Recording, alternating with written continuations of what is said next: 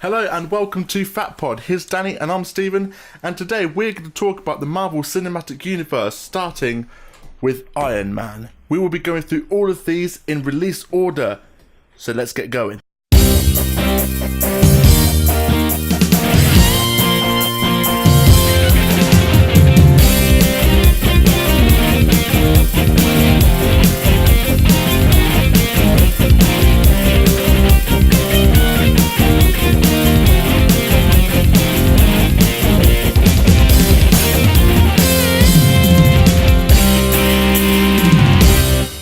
Hello and welcome to Fat Pod. As you saw by the intro, we're going to be talking about the MCU Iron Man 1, the first in the series. Now this film started Everything. It's crazy how far we've come in 10 years. I know. Again, brilliant. We're going to use this as a jumping off point because it is 10 years old now. It's crazy. And 10 years ago, I could have gone up to someone and said Iron Man and they'd be like, huh? Do you know Iron Man's real name? No, they wouldn't have known because not many people knew about him. And I think he did really well because he came out in a summer that didn't have many comic book movies like we do. Like every year we've got a couple of movies from DC, we've got a few movies from Marvel. Yeah, they're releasing about like 3 or 4. It's crazy. Movies. Whereas back then we had Iron Man in May.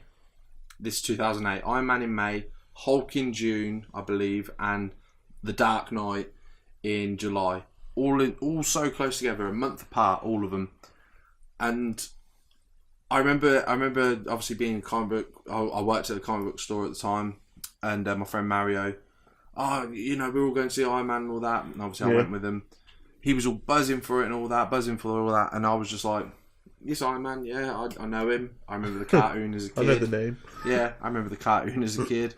And so I knew a little bit about him. He also appeared in the Spider-Man cartoon, which is where I probably gained most of my knowledge from him. Yeah. And again, he was a B-lister. Not many people knew about him.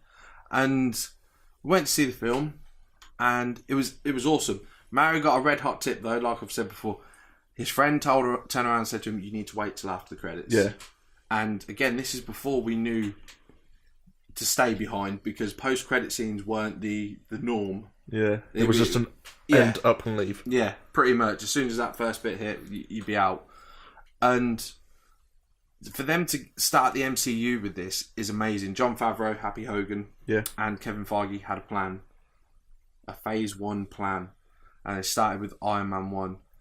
Straight off the bat, we're going into the film, and he's in the army truck. Yep. Instantly, you fall in love with Robert Downey Jr. because his charisma, his character development is just there, isn't it? Just straight away, it's like bang, he got it. You know who he is. You know what he's about. He's not necessarily a carbon copy of the comic or a cartoon. Yeah, but he's a playboy, so he is very playful. He's very At the start, you can see he gives no shits. Yeah. He just gets pissed. He has a laugh. He womanizes. You know, he got the character of Playboy down.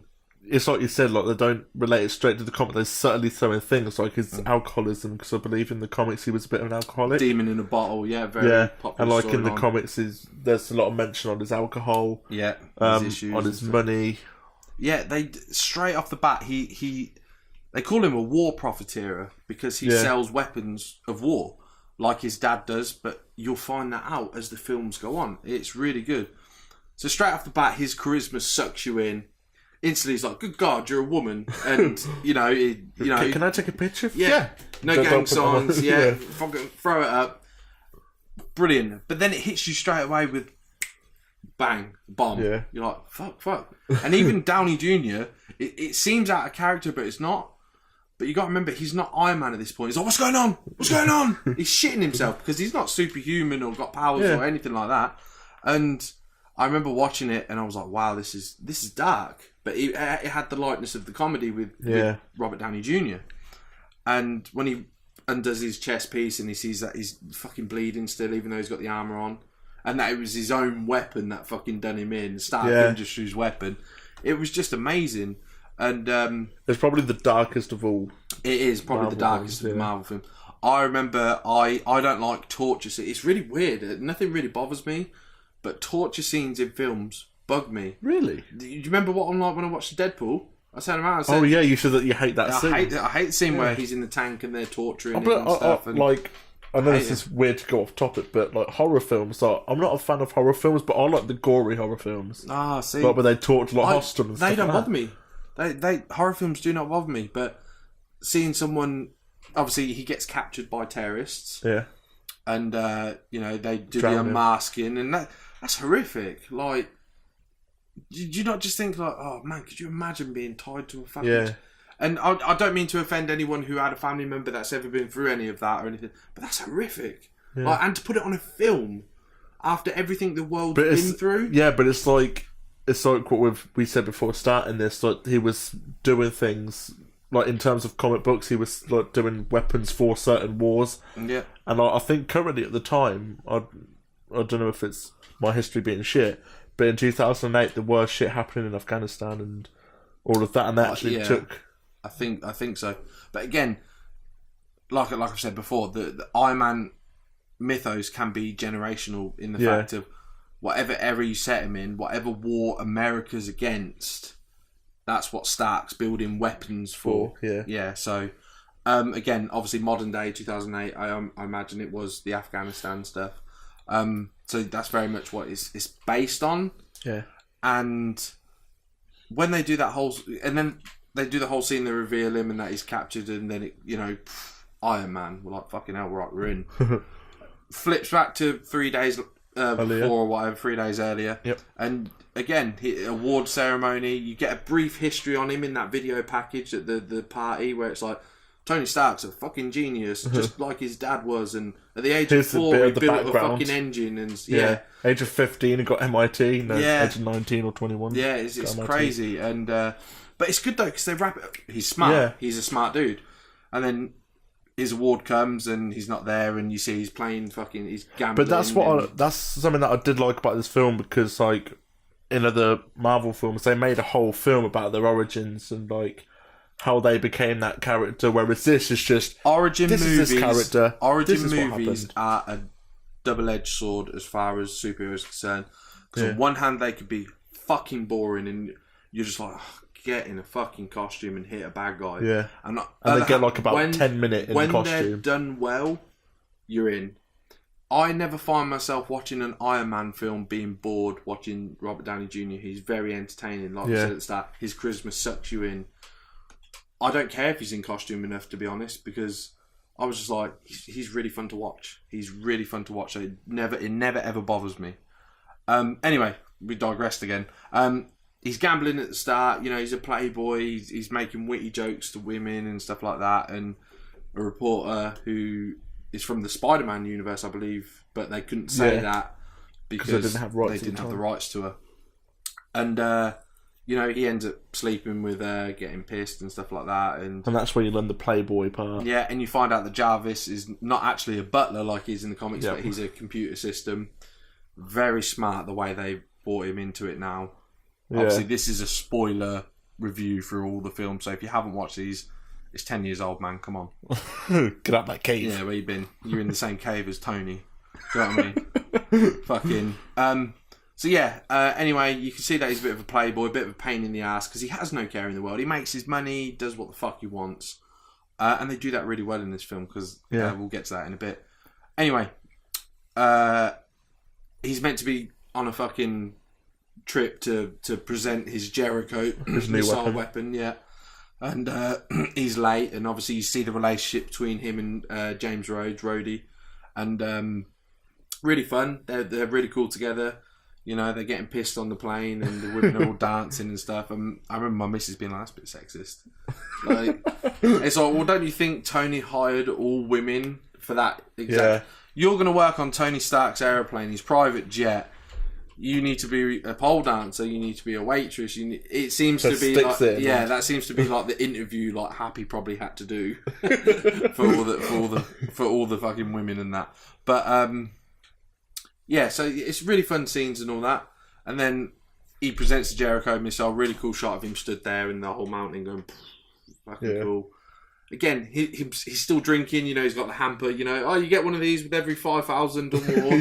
Really funny. Every crate you buy. Yeah, really good stuff because he's spot on. He's really good. Yeah. Again, he's different from the comics, but they're building a universe and they're making it. They're keeping like little nice things in as well, like his origin, his alcoholism. Well, even like you said, keeping bits in, Easter eggs, homages, whatever you want to call them.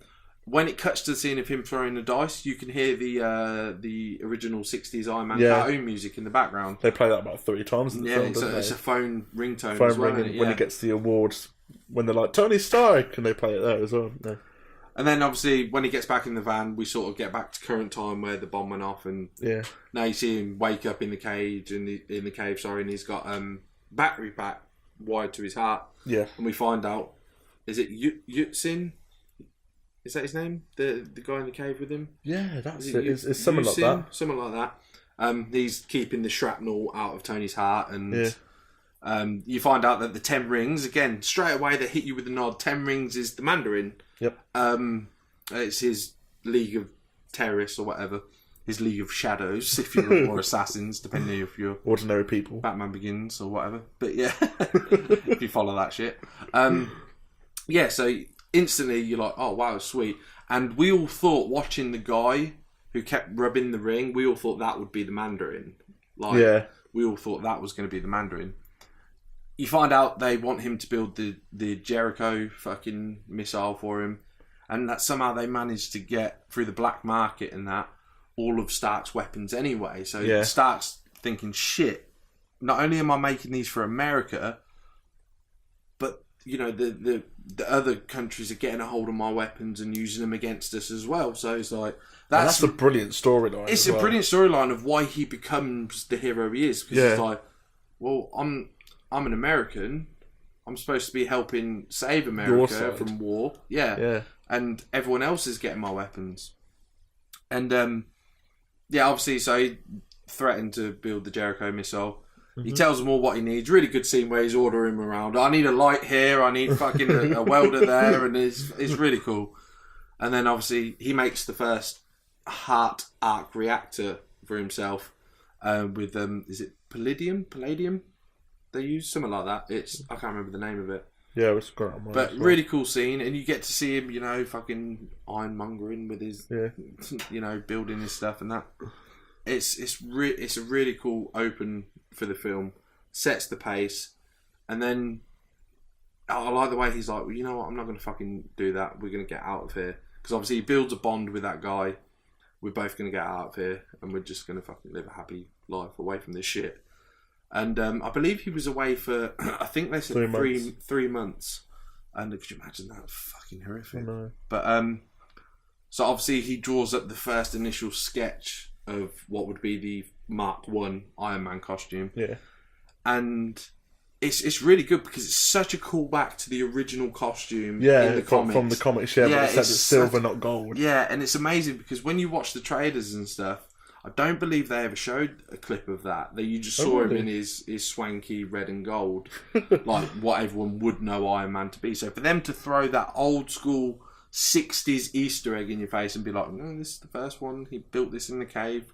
Yeah. I'm like, wow, that's awesome. And obviously he's fighting out there. A really funny scene as well, set the pace. A really dark scenario where the old boy's got the gun. Yeah, and he's fucking chasing them all off, and the fucking shit. Well, you see them all run the other way when he's coming, don't you? They run after him, and then it's like a Scooby-Doo scene. It's there, and then you hear and they're all fucking running the other way. It's just really funny. And he runs around the corner, and they've somehow got more people. Oh shit! And obviously, really smart. You see how smart Tony is and how well he can build. He's not just a pisshead or anything like that. He's a really smart motherfucker, like they showed in the video package. Yeah. Where did we go from there? He gets out. He gets out of the cave. Flies. He destroys all of his weapons. Yeah, he destroys all the weapons so they can't use it. Supposedly. Oh, he does though. He destroys. He sets fire to them all. So but later on in the film we find out what happens. But we find out why. Yeah.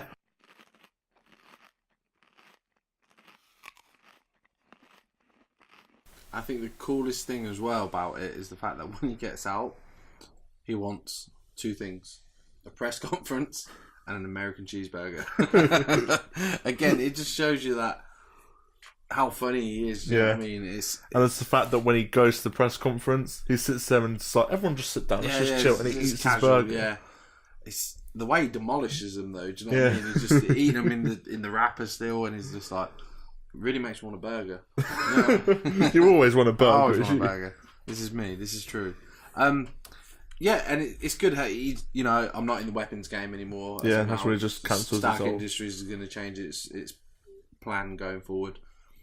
Obviously, you start to feel that Obadiah Stane is a bit pissed off about that, and it's like, well, he's going to be the villain because we all know that Obadiah Stane is a villain in the Iron Man universe, and yeah, it's really good. I love seeing him in his warehouse working on things and stuff. His little garage at the bottom and stuff.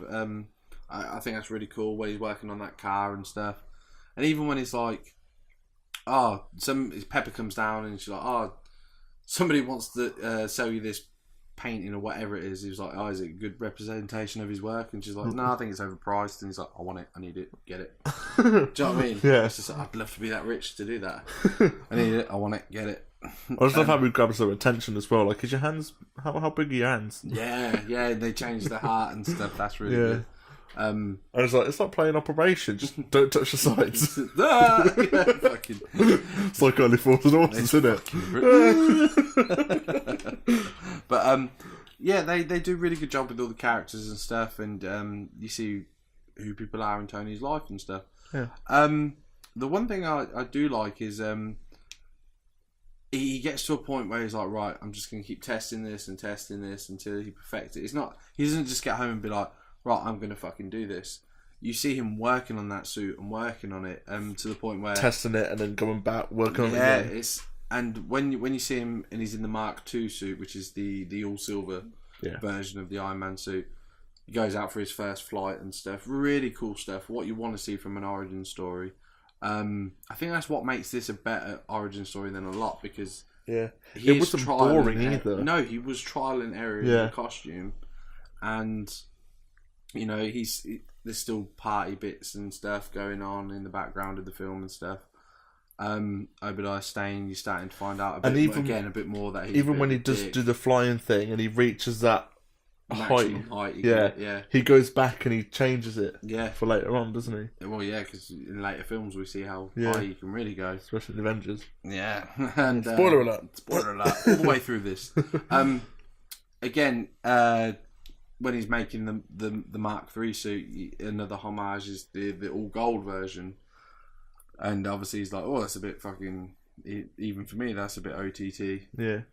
And he's like, throw some Hot Rod red in there based on the Hot Rod car he's been working on. I think that's really cool.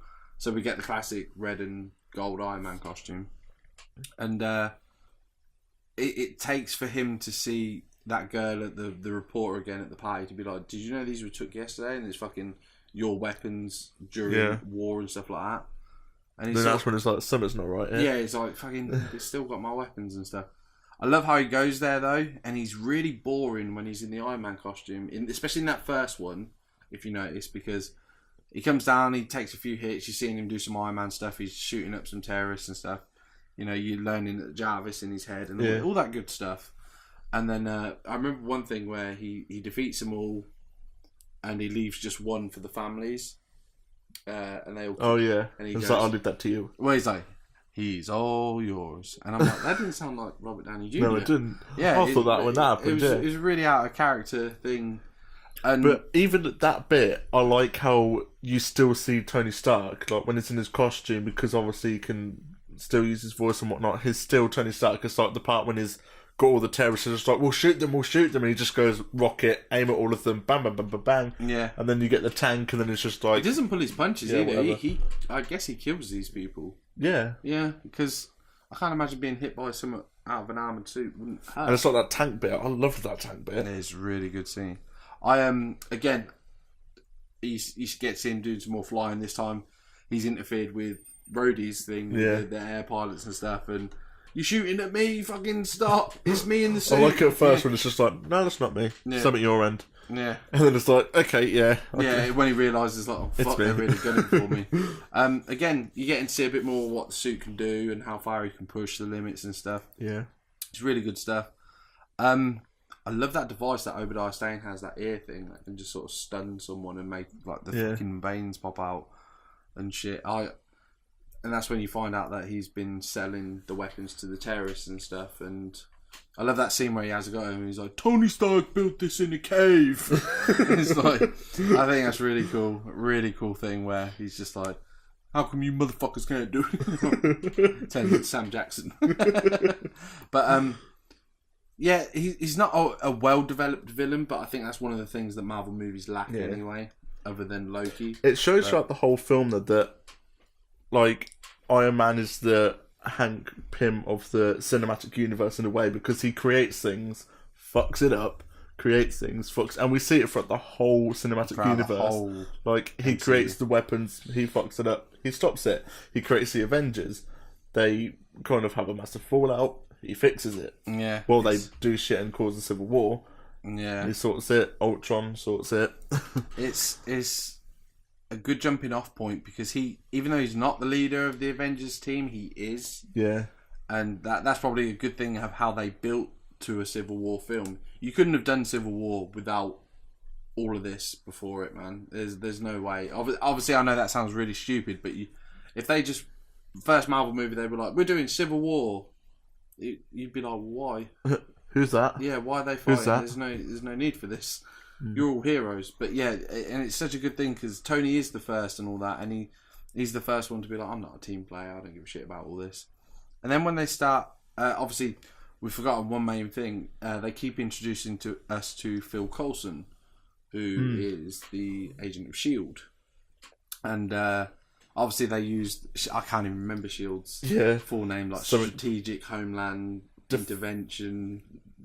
Summer, I can't remember when they said it in the cinema, and we were all sort of stood there like, we know that name. Why can't it? None of us clicked. Yeah. And it weren't until they give you that elbow at the end where you're like, oh, we've changed the name. It's Shield, and they're like, oh, you fucker. But yet you think they've had that name sooner because Sam Jackson uses it like it's going out of fashion. You can play a drinking game with the amount of times he says Shield in them Avenger films. Do you know what I mean? And literally good. And again, that was really cool, like little bit to put in there. Ironmonger starts building a suit, which is massive compared to Tony's, and looks more like the Mark 1. Although it does look like the Iron Giant. Yeah. I thought that when I watched it. I was just waiting for a little boy to sit on his And especially when he rockets upwards, and at the end of the Iron Giant when he shoots up into space, you've got that. I'm surprised nobody's actually like done a cartoon of that or something, just with Obadiah in the suit instead of just it being an Iron Giant. Yeah. But one of my favourite bits, again, obviously Tony finds out he's a bad guy, and obviously climaxes to a fight scene. One of my favourite things is when he has to get the suit off him before the power dies, because otherwise he's trapped in the fucking suit. And Ironmonger comes back out and he goes to blast him, and he's like, "Oh fuck!" Like the blaster on his hand. And I just thought it was really well done. I wasn't expecting the best fight scene in the world from the first Iron Man movie. They did some good stuff though, with the cars and stuff and shit like that. It was everything you wanted to see. They did it really well, even to the point where they dropped the little War Machine nod where Rhodey's down in the shop. Baby. Yeah, he sees the silver suit and he's like, "Next time, baby." Then they had to change the actor and confuse everyone. Yeah. They got the kid from Fresh Prince to be War Machine. And I maintain, and we'll get into it deeper when we do Iron Man 2 and 3 and everything, but the guy, Don Cheadle, who plays War Machine in the following films, not this one, he's a dick. The guy, I have no love for War Machine in these films. He fucking abuses his friendship like no one's business. He nicks his fucking suit, gives it, but they're for other films. He's just a dickhead. But anyway, getting to the end of the film, obviously he does the press conference and does something none of us would expect, and he comes out with "I am Iron Man," and everyone's like, "What? Shit? Yeah, how?" It's like secret identity. No, anyone? And it was just like, everyone was just fucking shocked. We couldn't believe, like, oh my god, fucking, they just blew his secret identity. And obviously it plays the music and stuff and the credits. And we're all sat there and we're just like waiting for these really long credits because Mario's friend told us to. Chatting away, being like, "Oh, the film was good, it was alright, it was good." And then it was like, Oh, you see Tony Stark walking into his house, dark room, and then you hear a very familiar voice. If ever you've watched many films, you know this voice. And we all heard a rumour that Sam Jackson was the base for the ultimate version of Nick Fury. The ultimate version of the comics was based on Sam Jackson, because one day they wanted him to play him in the film, so they got their wish. And Sam Jackson's like, I want to talk to you about the Avengers Initiative. And everyone's like, oh my God, it's fucking Nick Fury. And I'll never forget what Mario did. And we sat there in cinema, he stood up and he was like, yeah, boy! Like that. And we were just all... Not at Mario, but what was going? I was at Mario. I was like, "Oh my God, sit down." Yeah, there was only about 10 of us in there, so it didn't fucking matter. Everyone left because it wasn't the norm to stay for after credit scenes. Yeah, and we just couldn't believe it. They were like, "Fuck, they're actually going to try and move forward with this." Because in your head you think you heard about the plan, but you're like, "It's going to be a one and done." Do you know what I mean? Yeah. Nobody's going to give a shit. But even in the cinematic universe, though, it's really popular now with the end of credit. It's like you see all the people leave, and I'm there like, "What the fuck are you leaving? For everything, where are you going?" For everything, though, we watched it this past autumn. Yeah, It's just gone. We were just like, wait. Yeah. And at the end, you just hear a laugh, and you're like, "Oh, cool! It will return in Volume 2." All right, cool. And it's like we just programmed to fucking wait for after credit scenes. It's like after Spider-Man: Homecoming, we watched the first one. We're like, "Oh, that's cool. Let's wait a bit longer." Did I or did I not though call the Captain America? You thing? did, and you were just like, called it. Yeah, I knew the amount of times they showed him giving a lecture. Yeah, and I said, wouldn't it be funny if Cap just come on and said some shit? And he come in and he was like, patience. Yeah, and he's like, you learned a valuable lesson today. Yeah. Sometimes you wait for something and it's just not worth it. And it's like, you're fucking right. And then it's like, is that it now? Do I have to do any more? It's fucking... I called it would be so much stupid like Although, that. I know we're going off end of credits now. Character development throughout the whole cinematic universe as well. Like, you can still see Tony Stark being the playboy, being a bit of an alcoholic. And Happy is the one character in this that I've noticed from watching Spider-Man: Homecoming that I love. It's like in this, he's very chill. It's like he's got a new job, and it's just like, yep, she's fit. You could turn around. He's very background fodder. Yeah. But in this, we learn that he's not got a new job. He's been with Tony for a long time, because in Iron Man 3 they do the flashback to the 90s where he's got the mullet and the... I know, but it's just the way he acts, though, isn't it? He still acts. It's because it was new to everyone. Nobody ever... now with Spider-Man: Homecoming, he's like, Tony asks him to do something because like, just fuck off. Come on, give me a break. Cut me some slack. It's just how far we've come. We take it for granted. I don't think a lot of people go back and rewatch them, because it's completely different. Not entirely, but it is completely different. Like the tone of the film and that, it was like, wow, I can't believe that someone's actually... We've had Iron Man in how many films now? 1, 2, 3 of his own. Captain America, 2 Avengers films, Spider-Man film. You're gonna get him in. He's in the Hulk, technically. He's in near enough 9 of these films, and it's like, wow. And yet we were worried about 1. Do you know what I mean? It's weird that he doesn't have more credit than he does. I thought he would have been the hype of all of them. From what I've read is Robert Downey Jr. had a contract, because you got to remember he wasn't a failing actor, but he had a lot of bad press in real life because of his drug problems and court cases and stuff like that. And obviously, to get a role like this, he nailed it. And after that, he was sort of like, "Oh, you fuckers can't do this without me." Do you know what I mean? So much so that I don't believe an Iron Man 2 was ever a plan for Phase 1. Yeah. Because if you look at the run order, it's Iron Man, Incredible Hulk, then there's Iron Man 2, and then Thor, Cap, Avengers. I think Iron Man 1 was so popular, they're like, let's get a fucking number 2 in there somewhere. Do you know what I mean? Just because of how popular. Let's ride, like they do with everything, let's ride it till it's in the ground. Do you know what I mean? Let's just have fun with it. Yeah, keep it till it breaks. Yeah. And again, it was too soon for an Iron Man 2, because the film to me doesn't hold up as well as this one did. But we'll talk about that when we get to the Iron Man 2 stuff anyway. But as far as this one's concerned, I really enjoyed it. Going back and rewatching it, especially I don't watch this often. I think I've seen it 3-4 times in my life, and it's been out 10 years. Yeah, I must have been the same. It's like I said to you before starting this video. When I watched this, I watched it when I was a kid, and I was like, "Oh, superhero," and you'd pretend that you were the fucking superhero and whatnot. Blah blah blah. How old were you when this came out? 2000. I can't even work that out in my head. When were you born? 1996. So you were 12. There you go. You know. Well, no, you were 11, nearly 12. Yeah. I was 19 watching this. Wow. And again, I was with a lot older friends. Like Mario was in his late 20s. Jay was in his fucking hell. I think Jay was in his 80s back then. Yeah, but it's like I watched this as a kid, and I was just like, cool, superhero movie, nice, whatever. And then I just put it in my drawer, never touched it again. Really? I occasionally watched it, and then more Marvel films started coming out, started liking them. It was one of them things as well. It's like we said before, that a Marvel film comes out, that is the greatest Marvel film ever. A new one comes out, that is the greatest Marvel film ever. That is the thing I've noticed with all these people now that are on the bandwagon. You weren't on the bandwagon when this came out. Yeah. Like I've said before and stuff, Heath Ledger opened the door to you people to come in and be like, yay, superhero films. I truly believe that. He left the door open, and because of his death and everything, it left interest in people's heads. Like, because the ongoing thing was he died making this film. He didn't die making Batman. He actually filmed another film after it.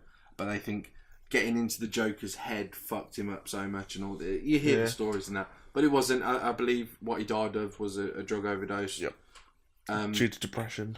Yeah, combined with like a very antisocial. Yeah. I believe he had pneumonia at the time as well, because he was filming a lot in the rain and stuff like that. Yeah.